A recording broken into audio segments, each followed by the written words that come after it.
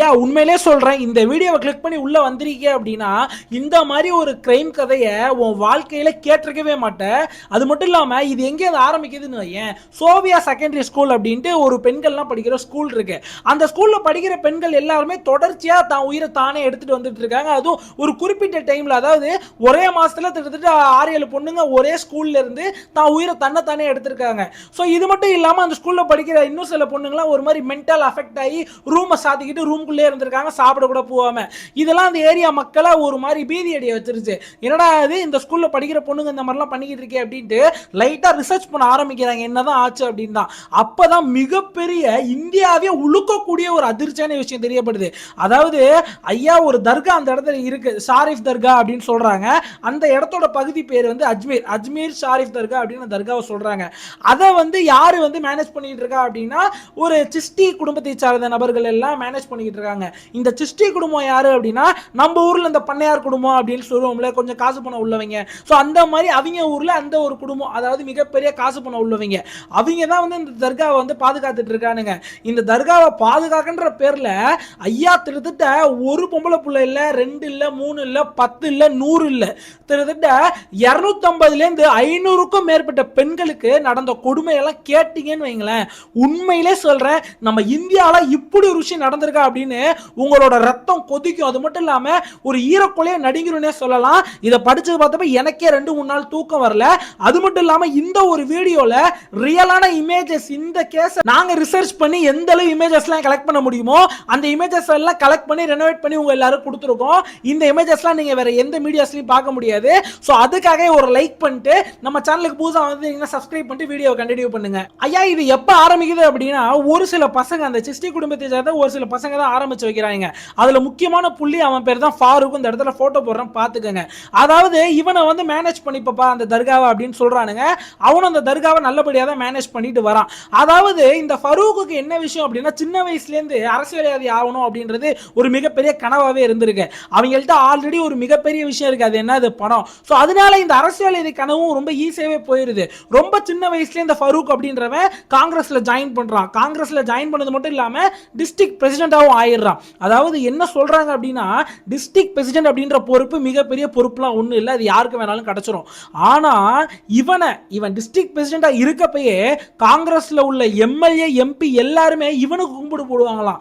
ஏன்னா இவன்ட்ட அந்த இன்ஃப்ளூயன்ஸ் அப்படி, அந்த ஒரு லோக்கல் ஏரியால மிகப்பெரிய ஃபேமஸா தௌலத்தா சுத்தி இருக்கான். ஆல்ரெடி அவன்ட்ட காசு இருக்கு, சின்ன பொறுப்பு வந்துருச்சு. இதனாலேயே மிகப்பெரிய தௌலத்தா ஏரியால சீன் போட்டு சுத்தி இருக்கான். நல்ல branded shirts, branded pants, sunglasses, இந்த மாதிரி பயங்கரமான அது போட்டு சுத்திட்டு இருக்கான். அது மட்டும் இல்லாம பணத்தை வாரி இறைச்சிருக்கான். இவன் கூட எப்பயுமே ஒரு 10 பேர் இருப்பானுங்களா. அதாவது அந்த ஊருக்கு இவன் தான் மிகப்பெரிய ஒரு ஹாலிவுட் ஹீரோ மாதிரின்னு வச்சுக்கோங்களேன். இதனால இவனோட பேரு அந்த இடத்துல பயங்கர ஃபேமஸ் ஆகுது. அதுவும் அங்கதான் இருக்கு இந்த சோஃபியா செகண்டரி ஸ்கூல் அப்படின்னு சொல்லப்படுறது. அந்த ஸ்கூல்ல அதிகமா பெண்கள் தான் பயிற்சிட்டு வராங்க. அந்த பெண்கள் மத்தியிலேயே இவன் மிகப்பெரிய ஃபேமஸ் ஆகிறான் இந்த ஃபரூக். என்ன நடக்குது அப்படின்னா ஒரு நாள் அந்த சோஃபியா செகண்டரி ஸ்கூல்ல படிக்கிற 12வது புள்ளைக்கு இந்த மாதிரி ஃபரூக் போய் மீட் பண்ணும் அப்படின்ற ஒரு சின்ன ஆசை வருது. அதனால அதே ஸ்கூலை சார்ந்த இதோட ஃப்ரெண்ட்ட பேச ஆரம்பிக்குது. இந்த மாதிரி நான் ஃபரூக் சாரை வந்து மீட் பண்ணணும், அதாவது என்னோட வீட்டுக்கு வந்து கேஸ் வேணும், அது மட்டும் இல்லாம எனக்கு வந்து காங்கிரஸ்ல சேரணும் அப்படின்னு ஆசை இருக்கு. நான் 12th முடிச்சுட்டு காலேஜ்லாம் படிக்க போறது இல்லை, ஏன்னா எனக்குமே ஒரு பொலிட்டிக்கல் லீடர் ஆகணும்ன்றது ஆசை. அதனால ஃபரூக் சாரை மீட் பண்ணி எங்க வீட்டுக்கு கேஸ் கனெக்ஷன் வாங்கிட்டு அப்படியே அவர் கூட நான் வந்து அந்த காங்கிரஸ்ல இணைந்து நானும் அந்த பொலிட்டிக்கல் பாதையில போகணும் அப்படின்னு பேசிக்கிட்டு இருந்திருக்கேன். அந்த ஃப்ரெண்டுக்கு ஒரு மாதிரி இந்த ஃபரூக் கூட ஒரு சில கனெக்ஷன்ஸ்லாம் இருக்கு, அதாவது ஃபேமிலி ஃப்ரெண்ட்ஸ். என்ன பண்ணுது அப்படின்னா சரி ஓகே நான் வந்து ஏற்பாடு பண்றேன், நீ வந்து ஃபரூக் சாரை மீட் பண்ணலாம் அப்படின்ட்டு ஒரு நாள் வந்து அப்பாயின்மெண்ட்லாம் வாங்கி ஃபரூக் வந்து மீட் பண்ண போறாங்க. அந்த 12th படிக்கிற 2 பொண்ணுங்களுமே ஃபரூக் வந்து என்ன சொல்லிடுறா, 2 பேரையும் பார்த்துட்டு சரிம்மா ஓகேம்மா கண்டிப்பா வந்து நான் கேஸ் ஸ்டேஷன்ல வந்து உங்களுக்கு வந்து கனெக்ஷன் வாங்கி கொடுத்துறேன், ஒன்றும் பிரச்சனை இல்லை, கண்டிப்பாமா நீ வந்து இப்பெல்லாம் காங்கிரஸ்ல வந்து சேர வேணாம், நீ வந்து இப்போ படி, நீ படிச்சு முடிச்சோடனே நீ காலேஜ்லாம் முடிச்சோன்னே கண்டிப்பா நான் வந்து உன்னை கட்சியில சேர்த்துக்கிறேன் அப்படின்னு சொல்லி அட்வைஸ் பண்ணி ஃபரூக்ன்றவன் அமைச்சிட்டான். கான்டாக்ட் நம்பர் இதெல்லாம் வாங்கி தான் ஃபரூக் வந்து அந்த பொண்ணுங்களை அமைச்சிருக்கான். ஒரு 2-3 நாள் கழிச்சு இந்த ஃபரூக் அந்த பொண்ணுக்கு திருப்பி ஃபோன் அடிச்சு நீ இங்க வாமா, நான் வந்து முக்கியமான ஆளை உனக்கு வந்து இன்ட்ரோடியூஸ் பண்ணி வைக்கிறேன், நீ அவர்கிட்ட கேட்டீங்கன்னா அவர் பயங்கரமா உனக்கு வந்து கேஸ் கனெக்ஷன்ல போட்டு விட்டுருவாரு அப்படின்னு கூப்பிடுறான். அந்த பொண்ணு நம்பி தனியாவே வருதுங்க. அதுல வந்து என்ன சொல்றாங்க அப்படின்னா சையத் அன்வர் அப்படின்ற ஒருத்தனை வந்து இந்த ஃபரூக் வந்து அந்த பொண்ணுக்கு இன்ட்ரோடியூஸ் பண்ணி வைக்கிறான். அந்த சையத் அன்வர் என்ன செய்யறான் அப்படின்னா ஒரு ஃபார்மை கொடுத்து இந்தாமா பொண்ணு இந்த ஃபார்மை ஃபில் பண்ணிரு, இந்த ஃபார்மை ஃபில் பண்ணினா உன் வீட்டுக்கு கேஸ் கனெக்ஷன் கொடுத்துடலாம். அது மட்டும் இல்லாம ஒரு முக்கியமான விஷயம் உன்கிட்ட பேசணும், நீ வந்து கேஸ் கனெக்ஷன் எடுக்கிற அப்படின்னா எங்களுக்கு ஒரு சில ப்ரூஃப்லாம் வேணும், அதனால உன்னை 4 போட்டோ எடுத்துக்கிறமா அப்படின்னு சொல்லிட்டு அந்த பொண்ணை ஒரு 4-5 போட்டோ எடுக்கிறானுங்க. போட்டோலாம் எடுத்துட்டு நார்மலா ஓகேமா நீ போயிட்டு அப்படின்னு வீட்டுக்கு அனுப்பிச்சு வச்சிட்டாங்க. நார்மலா தாங்க போயிட்டு இருக்கு ஒரு 4-5 நாள். என்ன நடக்குது அப்படின்னா இந்த பொண்ணு காலையில அன்னைக்குன்னு பார்த்து ரொம்ப சீக்கிரமா எழுந்திருச்சு ஸ்கூலுக்கு போயிருது. ஸ்கூலுக்கு நடந்து போயிட்டு இருப்ப வழியிலே ஒரு மாருதி சுசுகி வேன் வந்து வேகமா அந்த இடத்துல நிப்பாட்டுறானுங்க.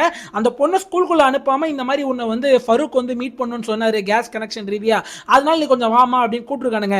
இல்ல அண்ணா நான் அந்த மாதிரி ஸ்கூல் இருக்கு, ஸ்கூல் முடிச்சுட்டு நான் அண்ணனை மீட் பண்ண வரேன் அப்படின்னு அந்த பொண்ணு சொல்லியிருக்கு. இல்ல உடனடியாக வந்தால் தான் வந்து உனக்கு கனெக்ஷன் கிடைக்கும், கண்டிப்பா நீ மீட் பண்ணி அவனு கூப்பிடுறாரு அப்படின்ட்டு அந்த பொண்ணை வண்டியில் ஏறி உட்கார வைக்கிறாங்க. அந்த பொண்ணு ரொம்பவே நம்பிருச்சுங்க, ரொம்பவே இவனுங்களை வந்து இவனுக்கு எல்லாரும் நல்லவனுங்க அப்படின்னு நம்பிருச்சு. சரி அந்த பொண்ணு வேன்ல உட்காருது, ஃபார்ம் ஹவுஸ் கூட்டி போயிட்டு இருக்கானுங்க. ஃபார்ம் ஹவுஸ்ல போயிட்டு அந்த பொண்ணை இறக்கி விடுறானுங்க. இந்த ஃபரூக்ன்றவன் என்ன செய்யறான் அப்படின்னா அந்த பொண்ணு தப்பு செஞ்சிடறான். அந்த பொண்ணை விடவே இல்லை. அந்த பொண்ணு கெஞ்சுது கதறுது, அண்ணா என்னை விட்டுருங்கண்ணே, என்னன்னா உங்களோட ரொம்ப நல்லவங்க நினைச்சேன், வீட்டுக்காக தானே நான் வந்து கேஸ் இது வாங்க வந்தேன், என்ன போய் இப்படி பண்ணிட்டீங்களேண்ணே, அது மட்டும் இல்லாமல் உங்க கூட நான் சேர்ந்து நல்லது பொண்ணு ஆசைப்பட்டேன், நீங்க என்ன என்னையே எப்படி பண்ணிட்டீங்க அப்படின்ட்டு ரொம்ப கெஞ்சிருக்கு கதை இருக்கு. ஆனா அவன் சுத்தமா உடவே கிடையாது.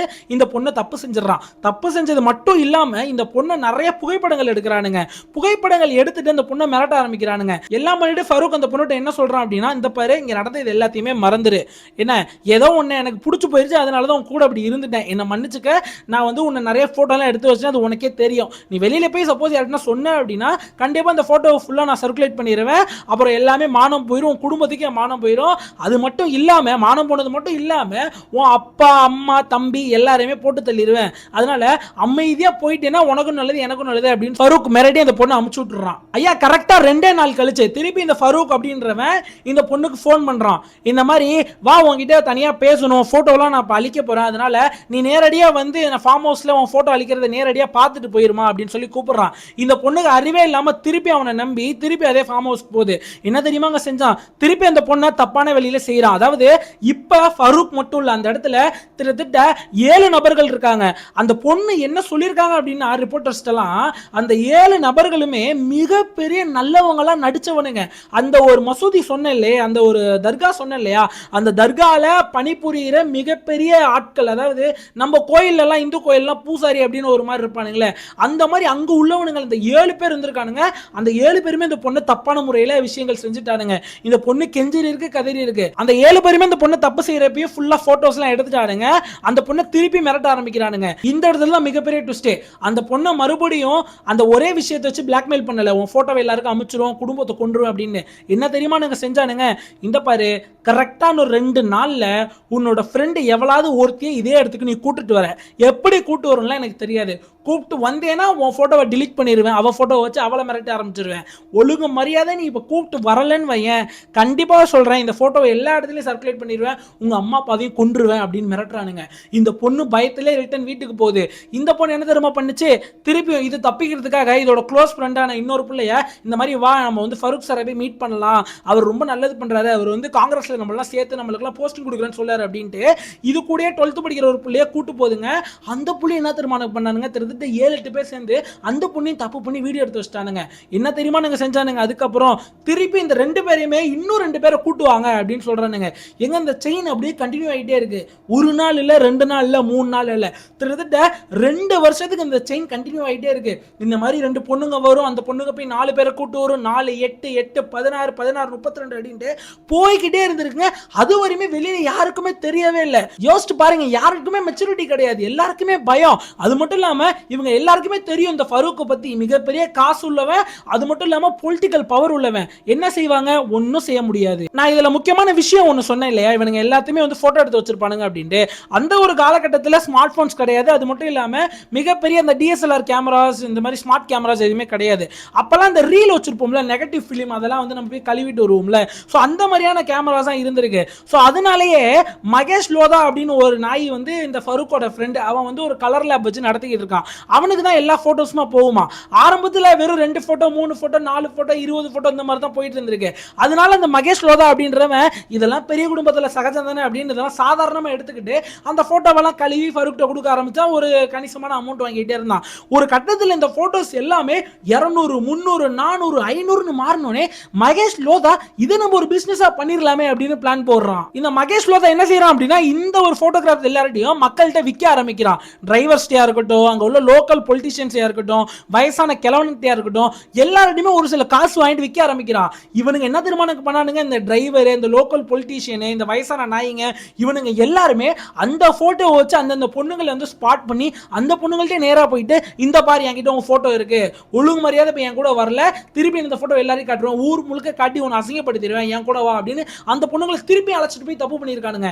இது ஒரு மாதிரி அந்த ஊருக்குள்ளேயே அதாவது நடந்துகிட்டே இருக்குங்க. ஆனா யாருக்குமே வெளியில தெரியல. ஏன்னா அந்த பொண்ணுங்க வெளியில யார்கிட்டயுமே சொல்லல. ஒரு நாள் இந்த கலர் லேப்ல வேற பாக்குற புருஷோத்தமன் அப்படின்ற ஒரு நாய் என்ன செய்யறான், அந்த போட்டோ எல்லாம் ஒருத்தன் தள்ளி விடலாம் அப்படின்ட்டு தேவேந்திரன் அப்படின்ற ஒருத்தன் இந்த போட்டோ எல்லாம் விற்க போறான். கடைசியில பார்த்தா அந்த தேவேந்திரன் அப்படின்றவனுக்கு நிறைய நியூஸ் பேப்பர் இந்த மீடியாக்குள்ள கான்டாக்ட் இருந்திருக்கு.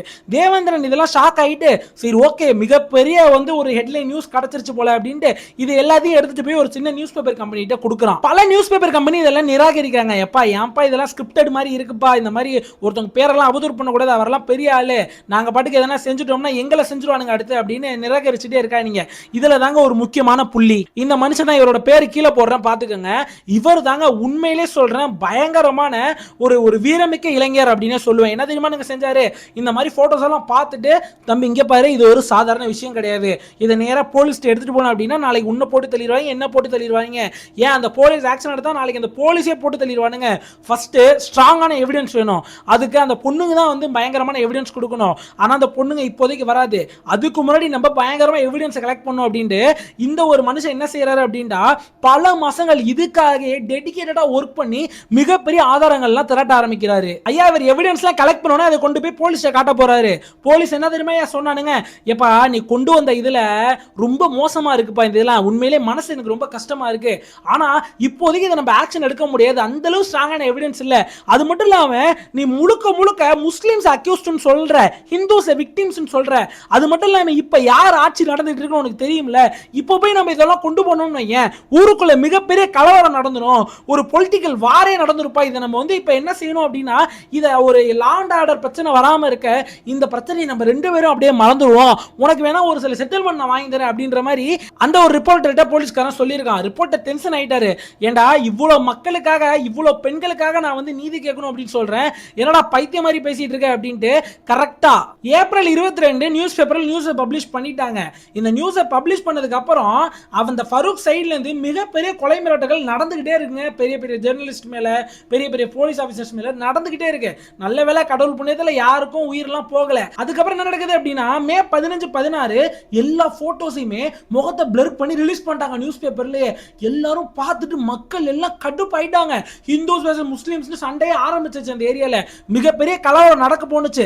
நல்ல வேளை அப்பன்னு பார்த்து 144 தடை உத்தரவு போட்டு அந்த மிகப்பெரிய கலவரம் எல்லாம் நடக்காம ஒரு மாதிரி ஊரையே அமைதி பண்ணிட்டானுங்க. இந்த இடத்துல போலீஸுக்கு ஃபரூக் ஃபுல்லா பணம் செட்டில் பண்ணிட்டான். போலீஸ் இவ்வளவு விஷயம் நடந்துமே முக்கியமான ஒரு விஷயம் சொல்றாங்க, எப்பா we need official records, we need official statements from the girls அப்படின்னு சொல்றானுங்க.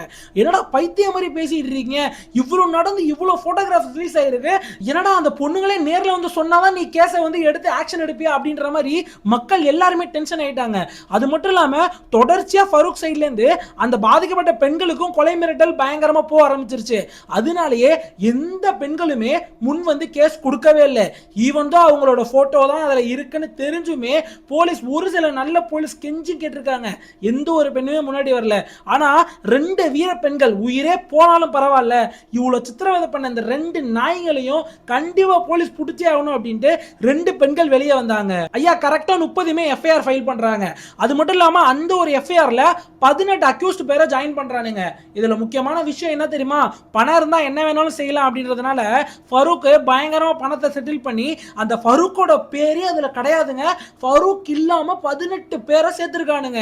எந்த அளவு கேவலம் பாருங்களேன். அது மட்டும் இல்லாம அதுக்கப்புறம் என்ன நடந்துச்சு அப்படின்னா அந்த 18 பேர்ல 8 பேருக்கு ஆயுள் தண்டனை கொடுத்திருக்காங்க. அதுக்கப்புறம் ஒரு சில ஆதாரங்கள்லாம் ரொம்ப ஸ்ட்ராங்கா இருந்ததுனால ஃபரூக்கோட பேரையும் அதுல சேர்க்கிறாங்க. ஃபரூக்கோட பேரை சேர்த்தாலுமே ஃபரூக் எந்த ஒரு தண்டனையுமே கொடுக்கல. ஏன்னா ஃபரூக் அப்படின்றவன் எனக்கு மென்டல் இல்னஸ் இருக்கு அப்படின்ற மாதிரி ஆக்ட் பண்ணி ஃபேக்கா நடிச்சு காட்டிட்டான். அதனால மென்டல் இல்னஸ் உள்ளவங்களுக்கு எங்களால தண்டனை கொடுக்க முடியாது அப்படின்ட்டு அவனுக்கு தண்டனையை கொடுக்கலையாம். அதுக்கப்புறம் இவன் ஃபேக் பண்ணா அப்படின்னு தெரிஞ்சு 2007 இவனுக்கு ஆயுள் தண்டனை கொடுக்க ஆரம்பிக்கிறாங்க. அந்த ஆயுள் தண்டனையுங்க அதுக்கப்புறம் ஒரு சில பணம்லாம் செட்டில் பண்ணிட்டு அந்த ஆயுள் தண்டனையும் குறைச்சிட்டான். ஆயுள் தண்டனைலாம் இல்லைங்க, இவர் ஒரு சில நல்லவர் தான், இவர் மேல அந்த அளவு பெரிய குற்றச்சாட்டுலாம் இல்லைங்க அப்படின்ட்டு 2013 இவனை ரிலீஸும் செய்யறாங்க. அந்த சொன்னலங்க அந்த 18 பேரு, அந்த 18 பேருமே இவனுங்க அரெஸ்ட் பண்ணல. அதுல ஒருத்தனை 2018 அரெஸ்ட் பண்ணிருக்காங்க. இது 1920களில் நடந்தது. இவனை பாருங்க 2018 தான் ஒருத்தன் அரெஸ்டே பண்ணிருக்காங்க. மொத்தம் 26 வருஷம் அவன் அரெஸ்டே பண்ணல.